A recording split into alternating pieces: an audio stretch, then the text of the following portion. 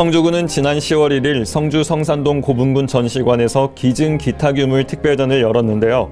31일까지 이어지는 이번 특별전을 통해 오랜 시간 소중하게 보관해오던 유물을 성주군에 기증 기탁해 주신 분들의 고귀한 뜻을 전하고 이 유물들의 가치와 아름다움을 널리 알려 기증 분위기를 활성화했습니다.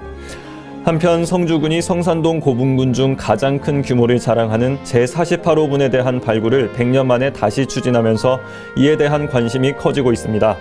성주 성산동 고분군은 1917년 조선총독부가 조선 고적 조사 사업 일환으로 현장 조사를 실시하면서 그 분포와 위치가 처음으로 학계에 알려졌습니다.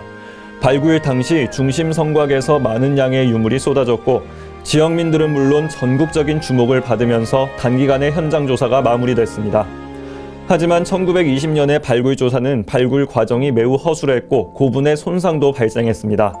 당시 발굴을 진행했던 야스이 세이스는 고분 자체와 고분의 조사 과정에 대한 어떠한 기록도 남기지 않은 채 고분의 중심부를 찾아 천장을 파괴하고 인부를 들여보내 주각의 내부에서 나온 유물만 수습했습니다.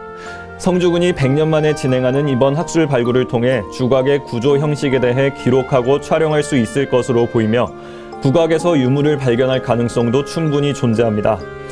그리고 이를 통해 제48호군의 성격을 규명하고 더 나아가 성주 지역의 고분 문화와 실체를 파악할 수 있을 것으로 기대됩니다. 성산동 고분군 제48호군을 재발굴하는 것은 일제강점기에 제대로 발굴되지 않은 상태에서 다시 덮여 있었던 것을 제대로 보고서도 안 나오고 제대로 되지 않은 것을 지금에 와서라도 늦었지만 그 고분의 축조 방식이라든가 어떤 상태라든가 이런 것들을 제대로 어떤 충분한 기간을 두고 발굴 조사함으로써 이 고분의 축조 당시에 어떤 방식으로 어떻게 돼 있었고 어떤 형태로 돼 있었는지 등 제대로 된 발굴 조사 성과를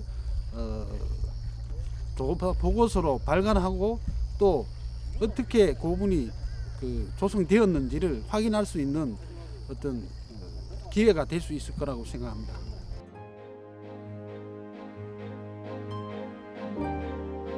이병환 성주군수는 최근 경주와 익산 등에서도 일제강점기에 발굴됐던 고분을 재발굴해 의미 있는 성과를 거둔 것으로 알고 있다며 우리 성주의 성산동 고분군 역시 또 하나의 값진 사례가 될 것으로 기대한다고 전했습니다.